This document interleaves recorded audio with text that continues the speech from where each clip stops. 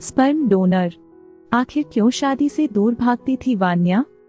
Vanya phone रखते ही एक अजीब सी घुटन से भर गई थी। क्या करे वह इस रिश्ते का? क्यों ऐसा कोई कानून नहीं है कि बच्चे अपने माता पिता को भी तलाक दे सकें? वह जिंदगी में जितना आगे बढ़ना चाहती थी उतना ही उसके पापा अनिकेत उसे कीचड़ में घसीट लेते थे।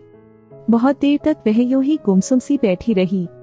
तभी उसकी मम्मी मनीषा ने आकर कमरे की लाइट जलाई और बोली, क्या हुआ वानू, इतनी परेशान क्यों हो?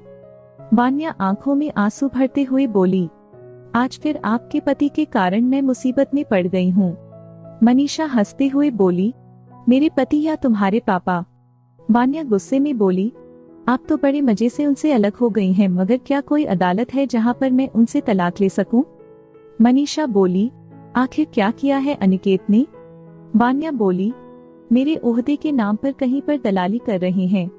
कहते फिर रहे हैं कि मैं वान्या मैडम का पापा हूँ और इसलिए उन्हें पता है कि कौन सी कंपनी को टेंडर मिलेगा। मनीषा कुछ सोचते हुए बोली, यह तो अनिकेत की पुरानी आदत है। उसने हमेशा रिश्तों को अपने फायदे के लिए ही इस्तेमाल किया है। 56 साल की उम्र में भी उसकी आदत में सुधार नहीं हुआ है। वान्या बालों का जुड़ा लपेटते हुए बोली, जब भी फोन करते हैं हमेशा ऐसा दिखाते हैं जैसे मैंने उनके साथ कुछ गलत किया हो। मनीषा बोली, दिल पर क्यों लेती हो बेटा?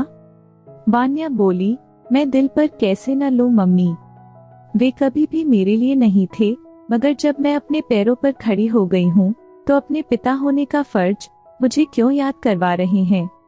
वान्या 27 वर्ष की खूबसूरत लड़की थी। जब वान्या 12 साल की थी तब से उसके मम्मी पापा अलग रहते हैं। कारण था वान्या के पापा अनिकेत का न तो किसी नौकरी पर टिक पाना और अपनी पत्नी मनीषा के पैसों पर ही महिलाओं के साथ अय्याशी करना। वान्या को जब कुछ समझ आई थी तब से उसने अपनी मम्मी मनीषा को अनिकेत की हरकतों के कारण परेशान ही देखा था। मनीषा को लगता था कि वान्या को माँ बाप दोनों की प्यार की जरूरत है, इसलिए वह रिश्ते में बंधी रही थी। वान्या की पेरेंट टीचर मीटिंग हो या उसकी कोई परीक्षा, अनिकेत कहीं भी नहीं था।